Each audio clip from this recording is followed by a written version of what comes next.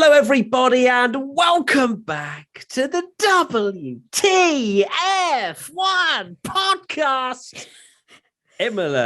Sorry, wait, hold on. I know the full name. There you go. I wrote it in a script somewhere, so I don't care that this is still the intro. Hello, everybody. Welcome to this podcast. And I have got here we go. So welcome to the Formula One Rolex Grand Premio del Made in Italy della Emilia Romagna 2022. There you go. Grand Prix. Yeah. Oh, yeah. Probably missed the most important part of that. But welcome, everybody. Welcome to the podcast. Welcome post-sprint edition.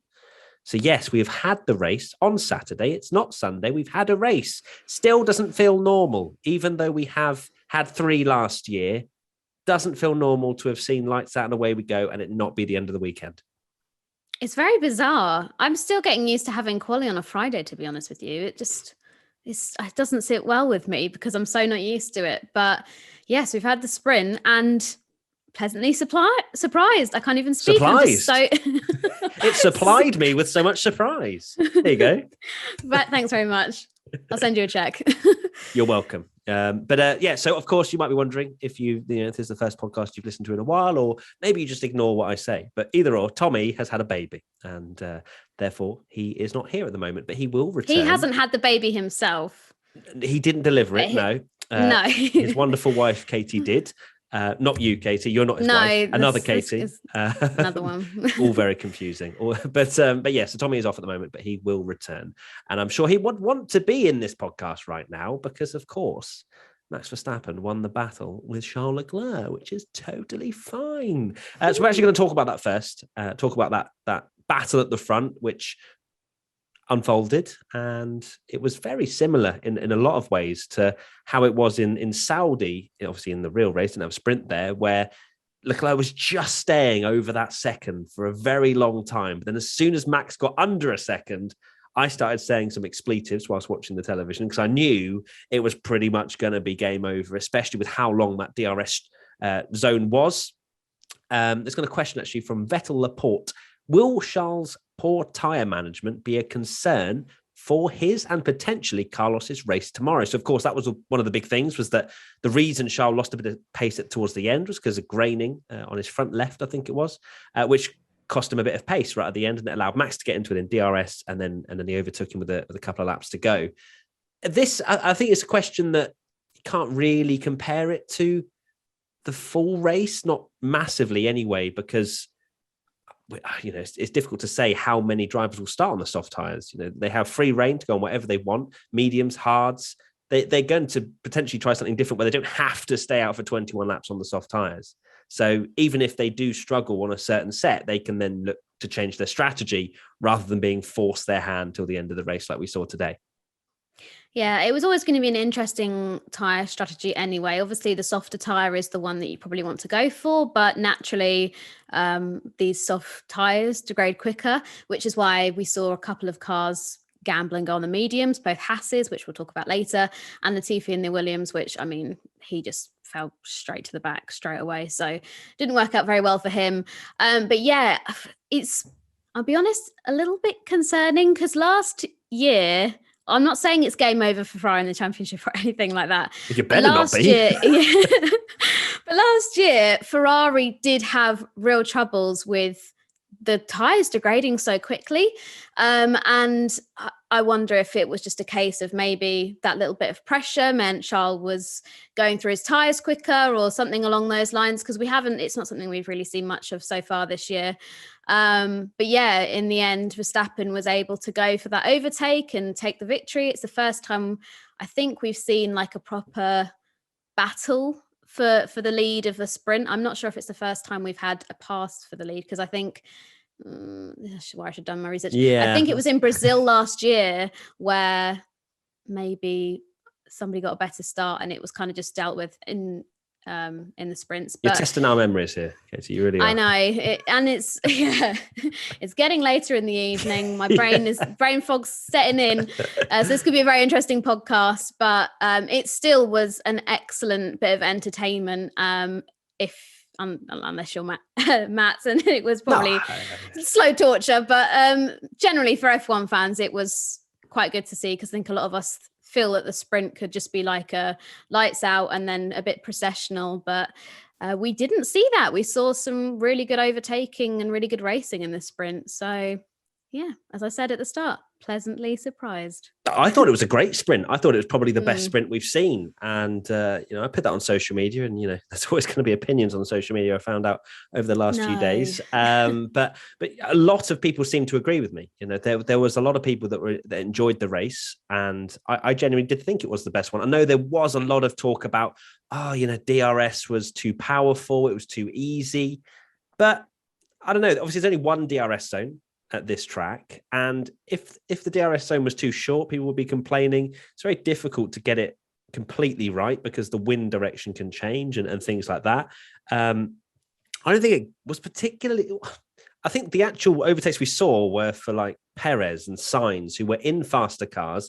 They were able to get closer in those last couple of corners, be about half a second back as they exit the last corner. And then it's easy pickings. You have DRS, and it's a very long straight down towards turn 2, technically.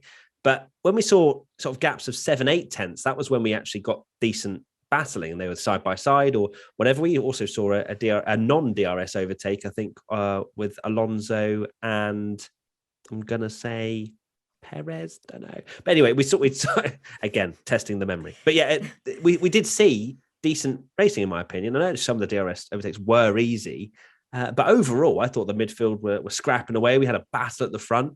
I'm not sure what more you could have really expected in 21 laps. No, I mean, when we came to Imola for the first time in 2020, I say first time in modern F1, because obviously we were here many times before that. But we arrived at Imola and people were like, why have we come here? The track is too narrow for overtaking. We're never going to get any good racing. It's going to be so processional, so boring. And the 2020 race was okay. 2021 was obviously a banger, but that was partly because of the damp weather conditions that we had. So I was interested to see how the cars would get on with obviously the new regulations. And I was really happy with how much overtaking we had. Although, yes, some moves maybe did look a bit easier than it would have been in other areas of the circuit with the aid of DRS. I mean, I'm just happy to be seeing overtakes, because previously in the sprints, Monza, for example, last year, the person that got the most places gained throughout the whole race was Nikita Mazepin. And that's because he started at the back and he gained 2 places because Gasly had an issue and Kubica had an issue.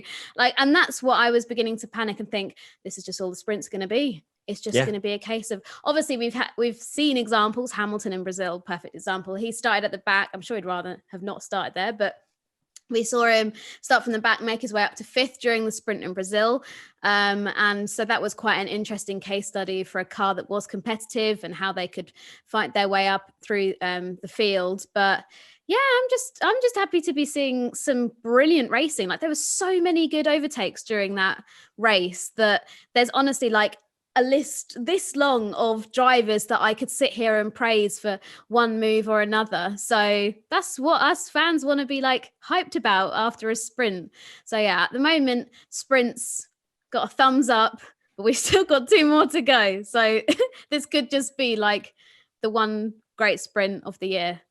Well, I don't think so, purely because, Imola is a very difficult track to overtake on, and these new cars were the problem. The old cars were the problem. The new cars are the solution. I just also want to say that it was Alonso and Sainz, not Alonso and Perez. I knew it was one of the faster cars, but no, it was Sainz coming through after the safety car. But this track is narrow. It is difficult to overtake. In the past, I think 2006 was the last time we came here before the modern era. Yeah. But these cars are showing that it's possible, and it's brilliant to see. So for me, I can't really complain too much about what I saw today. And I think it sets up tomorrow quite nicely. I think the one thing that people have highlighted, which I can understand their frustrations of, is that the sprint basically gives people that screwed up qualifying just an extra 100 kilometers to not screw up their qualifying, which I can understand, But at the same, and they're saying, oh, well, we could have seen that at the start of the real race. it's difficult because I mean you see it anyway. So it wasn't exciting. It was an exciting sprint race. So for me, I don't mind it too much, but I know that some fans do. Next question, Grand Garuda. How come Red Bull are good on tyres as it's completely opposite to Ferrari in the last races? Of course, Red Bull brought a big upgrade this weekend, didn't they? Which they've planted on the car, as far as I'm aware. At least that was coming into this weekend. What they did. I can't imagine that's changed their tyre wear too much, but of course, it is different tracks, it's different characteristics, and for some reasons, sometimes teams get it right with the setup. As much as they are, Control C, Control V for most of the first few races, especially this season, with the fact they can't bring huge upgrades because they're just trying to understand what the car is doing at the moment. There still can be tweaks of setup, a bit more understanding of the car. And clearly Red Bull got it into a good phase, at least on the soft tyres. We can't say that it's a blanket statement that Red Bull are better than Ferrari over the softs, mediums and hards, because sometimes you do see teams better on a particular compound. And Red Bull were that today, but not necessarily. It'll be the same tomorrow and into the rest of the season. Yeah, this is a circuit that's suited Red Bull well over the last few years. Obviously, 2020, Max had his shock retirement. That was the year where he had a proper Italy curse, because in every single Italian Grand Prix, and Mugello and Monza as well, had some sort of retirement. And then here last year, he won the race, and Perez also put in a stellar performance in quali, so it showed they had good pace here. So yeah, I'm not too surprised to see the Red Bulls are strong around here, but Ferrari are obviously very quick this year. And we've seen proper glimmers of something really competitive there. Obviously, Leclerc was able to maximize off Max's pretty bad start today.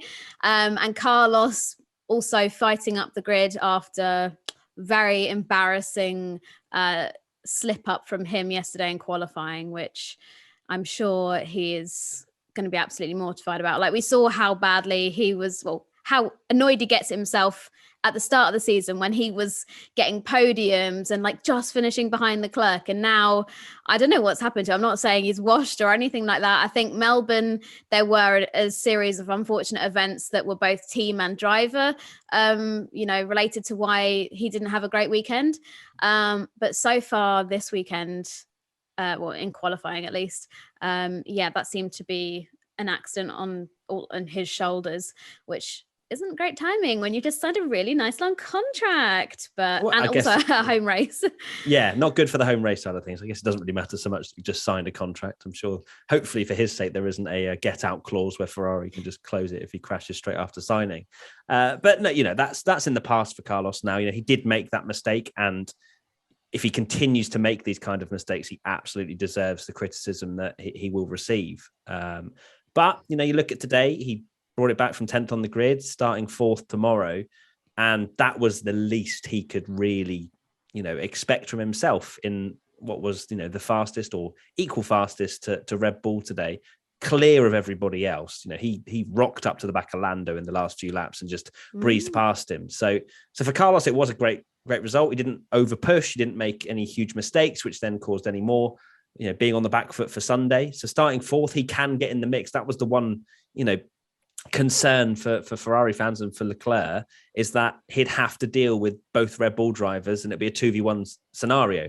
But you've got Carlos now in 4th, who can play the strategy role as well, and it's very much a 2v2. So that'll be good for the strategy and for the general viewing entertainment for us tomorrow. So I'm properly looking forward to that. Speaking of comebacks, so we've spoken just briefly about Sainz. The other person, of course, was Sergio Perez, who was coming back from 7th on the grid. At Sam Strew Bing 54, who should be more proud of their performance, Checo or Sainz? We can both be proud. Checo didn't do enough in qualifying. He definitely should have been up in the top 3. But in this particular race, again, similar to Sainz, he did what he needed to do, and it was a great drive from him. He got all the way up to P3 and looked reasonably on the pace. Of course, lost a bit of time to Leclerc and Verstappen at the start, couldn't make that up towards the end. But his pace, not like we really saw many times last year, is pretty comparable to Verstappen. And that's exactly what Sergio Perez fans, Sergio himself, wants to hear. So It's brilliant. It's brilliant for the title challenge. It's brilliant for us watching. And you don't want to see a number 2 driver, if we're going to label them that, falling back from the lead drivers. So it's great to see Checo in the mix. Is he still technically ahead of Max in the championship? I think he might be, but of course he got 6 today and Max got 8. But yeah, it's so much better. It's so much better for Checo this year, for sure. And they should both be proud. That's my answer. Oh, I love it. Yeah, you should all be proud, guys. But yeah, I think it depends. You can't really put like on the proud-ometer, you can be here and you can be there. But I suppose Carlos's one will probably be a bit more of a relief in the sense that he did, as we said, he messed up yesterday. He will admit that himself. So being able to cut through the field, we've seen it on a few occasions before where Carlos is sometimes not really given much respect on his name when it comes to like gumming from the back and fighting through. I'll admit, I think I was one of those people today. We did our top 5 sprint predictions and I didn't put him in my top 5. So, I'm one of those people. I underestimate him sometimes. And then he puts in performances like today and I'm like, oh yeah, you're not bad, are you? Unfortunately, I put Fernando Alonso P3, so we're not going to talk about that. And Checo as well. He's another one that did a good job at fighting, coming up through the field. So both really good performances. But as I say, there were other people up and down the grid that did some really nice moves. Danny Rick pulled a great move on Kevin Magnussen, which I really enjoyed. And yeah, there was just lots of great racing in that little 100-kilometer race. And so, yeah, I'm still got a bit of a buzz from the sprint, which is something I never thought I would say. I was going to say, buzzing. Wow. This podcast is sponsored by BetterHelp. People don't always realise that physical symptoms like headaches, teeth grinding, and even digestive issues can be indicators of stress. And let's not forget about doom scrolling, sleeping too little, sleeping too much, undereating, and overeating. I struggle quite a bit with stress myself, whether that's through abuse online or it's wondering if there's someone better out there for the job that I currently do. Lots of things that can play on your mind. Stress shows up in all kinds of ways, and in a world that's telling you to do more, sleep less, and grind all the time, here's your reminder to take care of yourself, do less, and maybe try some therapy. BetterHelp is customized online therapy that offers video, phone, and even live chat sessions with your therapist, so you don't have to see anyone on camera if you don't want to. It's much more affordable than in-person therapy. Give it a try and see if online therapy can help lower your stress. WTF1 listeners get 10% off their first month at betterhelp.com/WTF1. That's BETTERHELP.com/WTF1. It's time to clear out your winter bush and join the other 4 million men worldwide who trust Manscaped by going to manscaped.com for 20% off plus free shipping with the code WTF1. Manscaped has the full package you need for spring cleaning this year. The Performance Package 4.0 is the only tool you need to keep you looking and smelling like the fresh tulips your partner wants. To start off your spring cleaning, use the Manscaped Lawnmower 4.0 trimmer to get the most precise shave on your hedges. Did we mention it's waterproof as well? No need to worry about watering your grass with this tool. Equipped with an LED light so you know it will be a major asset to the new shower routine. The start of spring also marks the start of Testicular Cancer Awareness Month in April. Manscaped has partnered with the Testicular Cancer Society to bring awareness to testicular cancer, men's health, and early cancer detection. Manscaped is committed to raising awareness for the most common form of cancer in men aged 15 to 35 and giving support for fighters, survivors, and families impacted by testicular cancer as part of their We Save Balls initiative. Get 20% off plus free shipping with the code WTF1 at manscaped.com. That's 20% off plus free shipping with the code WTF1 at manscaped.com. It's time to throw out your old hygiene habits and upgrade your life. You mentioned K-Mag. Let's go to this next question from Team WTF1 member Grubbly. And if you want to join Team WTF1, there is a link in the description where you can get loads of additional benefits. Go to the WTF1 Clubhouse at Silverstone, where we're doing an amazing camping experience. We're doing gaming with Matt sessions, which you might not want, but that's fine. And then loads of other things as well. Live podcasts on every single Monday. After a Grand Prix weekend. But anyway, Team WTF1 member Grubbly, why take the gamble with mediums? Of course, talking about Haas. Sure, the safety car helped the soft drivers, but Magnussen showed how much slower he was. I I'm not going to be too harsh on Haas. I think they they definitely went the wrong way just purely because of the safety car, as you mentioned. Grubbly came out and did help a bit with the degradation for those soft tyres, especially for Leclerc. If he was already marginal, he probably maybe even would have lost out on Perez had the safety car not come out, because Perez was closing at a right rate of knots towards the end as well. But for K-Mag, for Mick Schumacher, clearly, this is the thing as well, is that they didn't have much data to run it off. They had a very small amount of time to work out what they actually wanted to do. Of course, you had free practice 2, where they try and figure out the strategy, and they went down the medium route, which may well have worked a bit better had it not been for the safety car. But I think it's unfair to put Haas in this P4 category. Like, it was a bit of a crazy day for qualifying on Friday. We had a bit of weather thrown in. I'm not sure Haas were the 4th fastest car in the dry. We saw that today. He did fall back. So I think it's a bit harsh to be like, Kevin, they bottled it. Haas, they bottled it. Maybe they did go with the wrong tyre strategy, but benefit of hindsight is beautiful. But I think they did all right. He still scored a point, finished 8th. Mick Schumacher's 10th, I think. They're in a good position for tomorrow.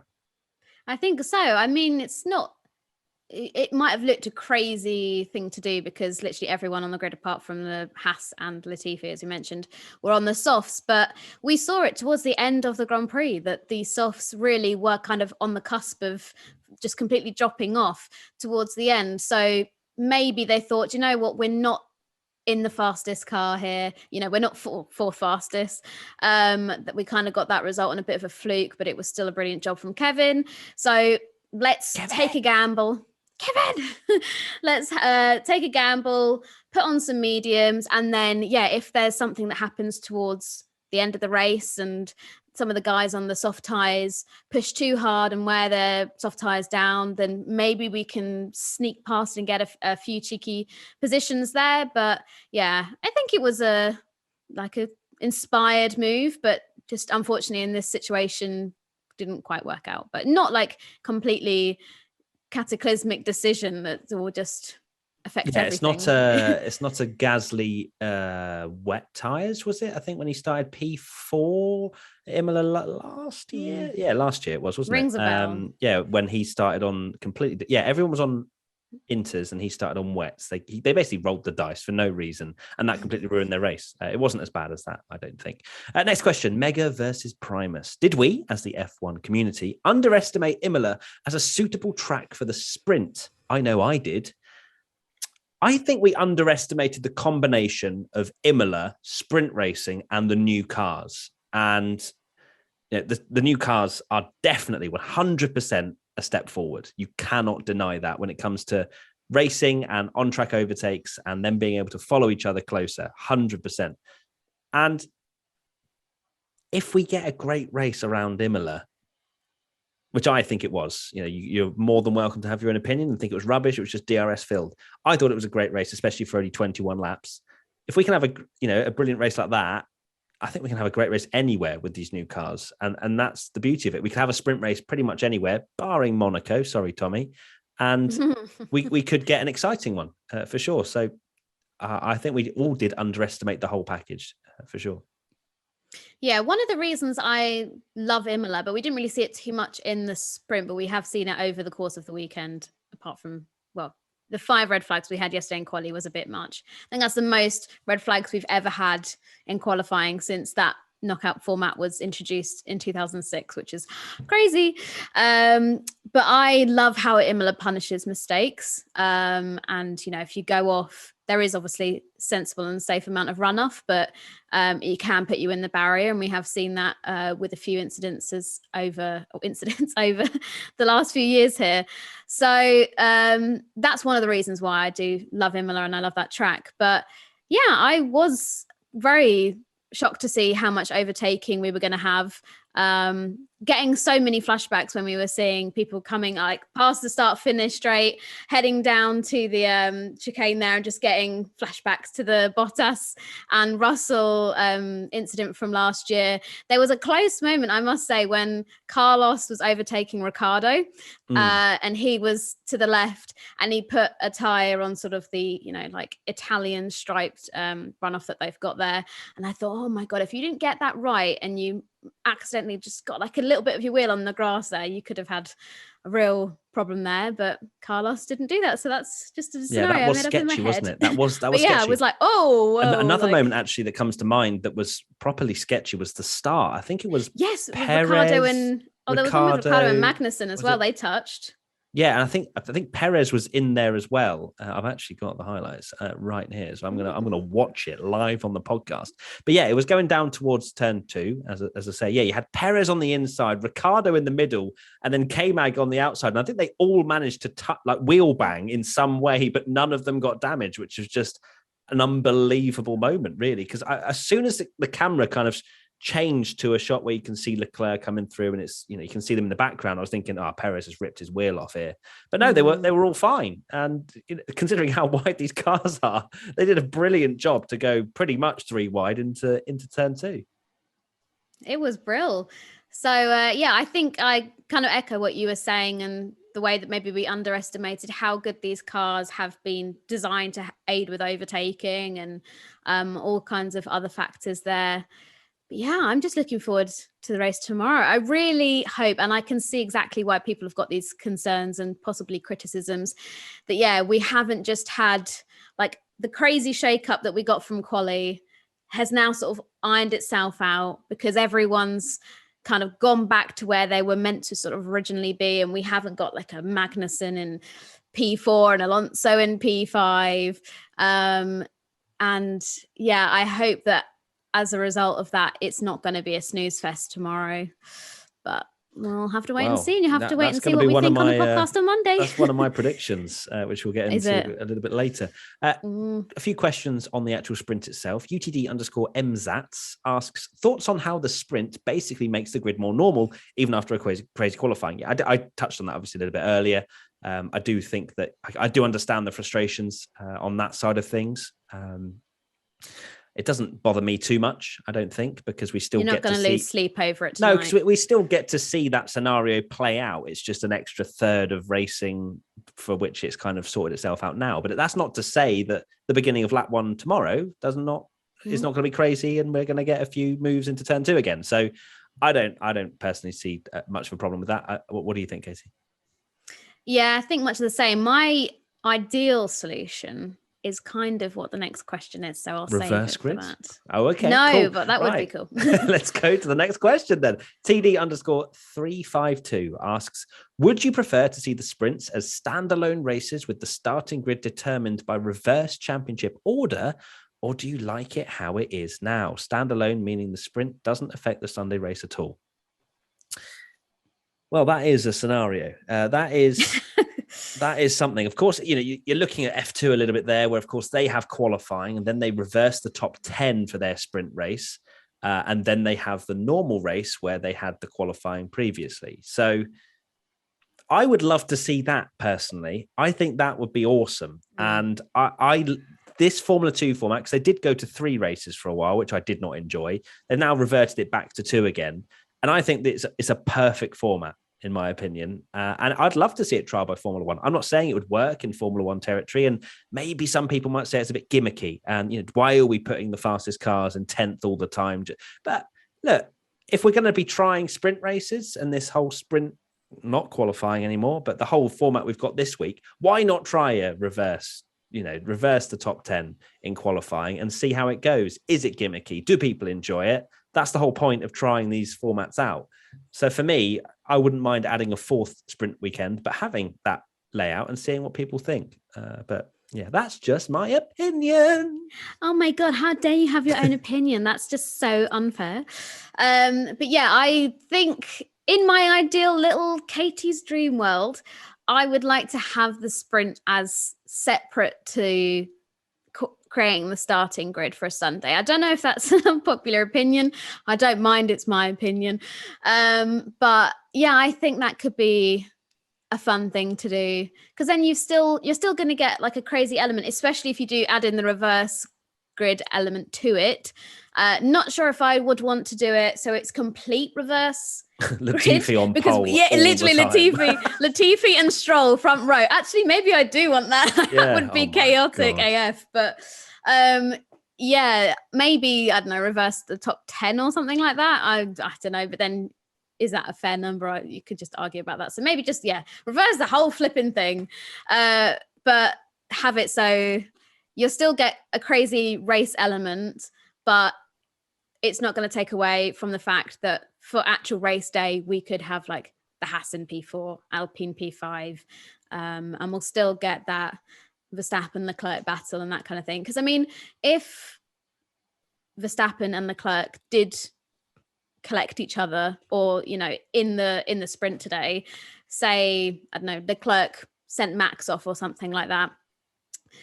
Just like to say that was just a random allocation, because so many people are like, Katie is such a Leclerc hater, and I'm like, I'm not a Leclerc hater. Yeah, I'm not a Leclerc hater. I just, when we do our predictions, I just pick something different because I'm not... You're just a human. Yeah, and I just pick something different. So it's not the same. We don't all go for Leclerc pole, but 9 times out of 10, that's what I think. But I just change something different. Everybody thinks I hate him.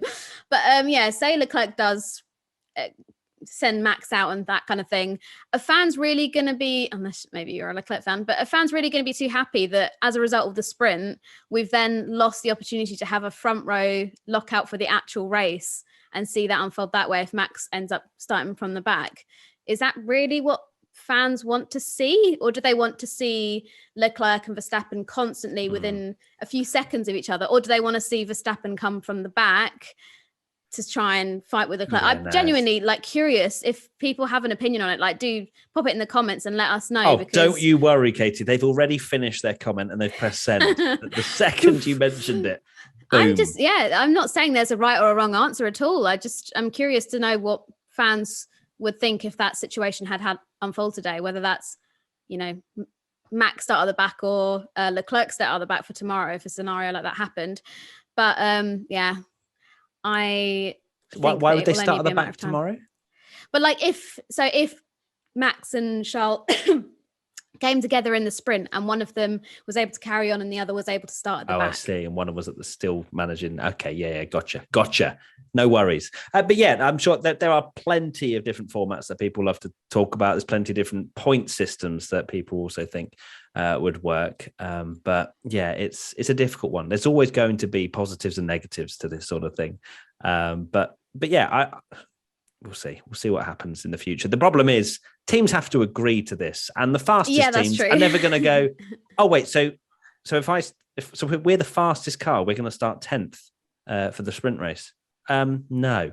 And the problem with Formula One is that they have to be pretty much a unanimous decision for anything to ever get moved. So that's probably not going to happen. That's why it's in our dreamland. Now let's move on to our Imola predictions. You can already cash in on a point, which makes me very angry. But mine first. Boring dry race, and the track will be questioned for its suitability for F1. Of course, I'm talking about the main race here. Okay, definitely hadn't forgotten it was a sprint weekend when I had made this prediction. Clearly, but boring dry race, and the track will be questioned for its suitability for Formula One. I don't think that's going to happen somehow. And Mick Schumacher scores first point. Now he's starting in 10th, so the dream is alive. Hope. Yes, Katie, what's yours? We're all manifesting for Mick points. Mine is both McLarens in the points again. Could technically cash in on that because they did both get points today. I think, did they? I don't know. Yeah, where did they finish? Yeah, they did. Unbelievable. I'm pretty sure. Yeah, Danny Rick finished sixth. And landed 5th. I'm not sure. I'm not sure. How do we? Have you just cashed in? I think I might have done. That's disgusting. We'll see. I'll see how they are in the race tomorrow and how smug I can be on Monday. And then I said as well, Verstappen wins the sprint. So far, unbelievable. Okay, but we'll see. That's okay. That's 2 from 2 from Katie. It's not even Sunday yet. And Tommy's was Ferrari 1-2 in the race. Not sure what's going to happen, and a lot it might do. We've seen a double Red Bull DNF already this year. Win an Italian race 1-2, and Alonso top 5 in quali, which happened. So Tommy's already cashed in on a point. Well, technically, what are we calling quality? No, I'm joking. Quality was Friday.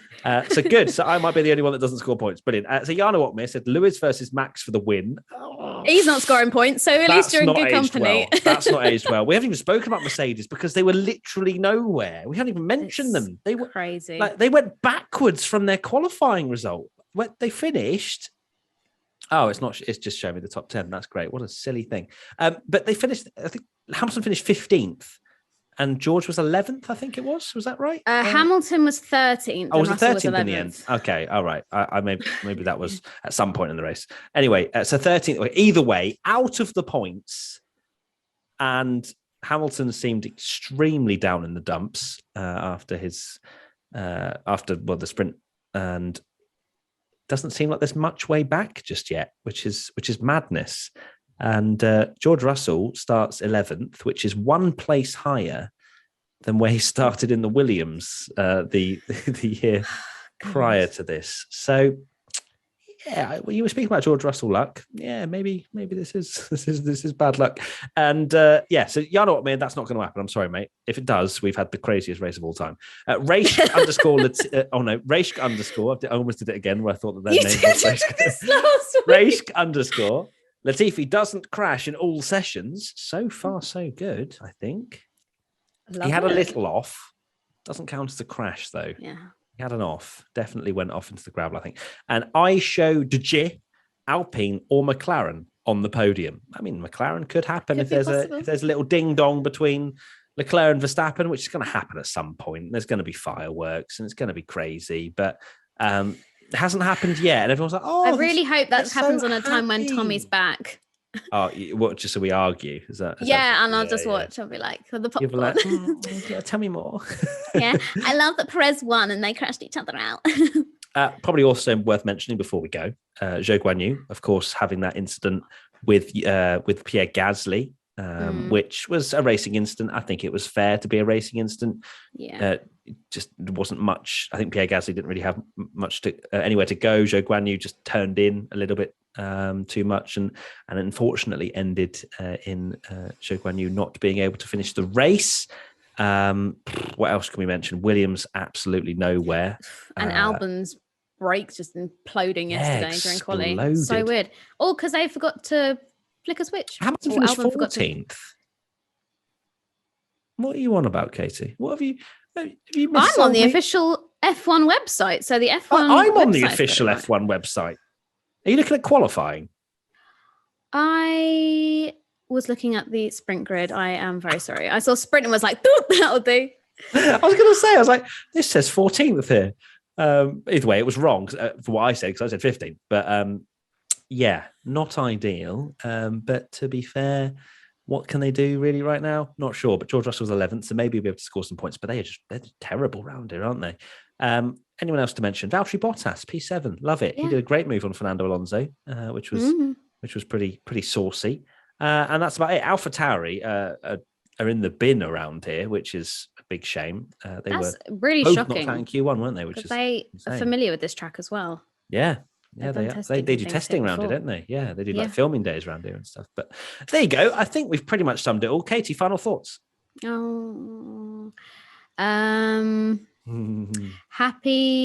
Oh my God. Why do you just go straight to like generic happy birthday to anyone that's got a birthday or something like that? Like, if it's your birthday, hope you're having a lovely Saturday. I will have my. Hope you're having a lovely Saturday. My final thought is I am really excited to have Tommy back, but we have missed him greatly when he's been on his paternity leave. But yes, this will be, I think, maybe the first podcast we do where baby Grace is real and she's in the world. So shout out to baby Grace. She wasn't real before the birth. She was just a figment of our imagination. But yes, she's adorable. Yeah, they went for the name Grace, which I am convinced is to do with It's Grace Week. It has to be. I don't know why they didn't tweet that when she was born, but here we go. It was on a Monday as well. I know. It would have just been beautiful, but I've seen the F1 propaganda has been working as well. He's been putting Grace in front of the television as Formula One is on. And also, baby Grace has a Max Verstappen little baby grow, which is Incredible. So anyway, yeah, well, my final thought is I don't miss Tommy at all.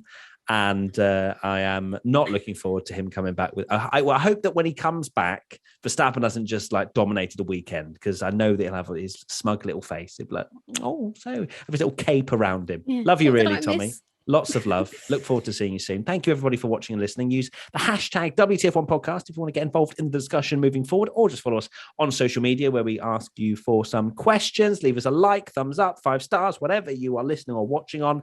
Give us all that positivity. Lots of love. We'll see you, well, tomorrow for Internet's Best Reactions, Monday for a reactive video, or if you're part of Team WTF1, you can watch the podcast live, where I'm hoping still we have a special guest. So yeah, that's exciting. And then on Tuesday, we will have the actual podcast for those of you that aren't part of Team WTF1. But either way, thank you very much. If you want to join Team WTF1, it's £2 a month. So if you do, yeah, link in the description. If not, no worries. See you soon. Bye. I cut my thumb when I was cutting onions. Can you see it? No, yeah. It's really bad, actually. It like sliced open. Anyway, bye.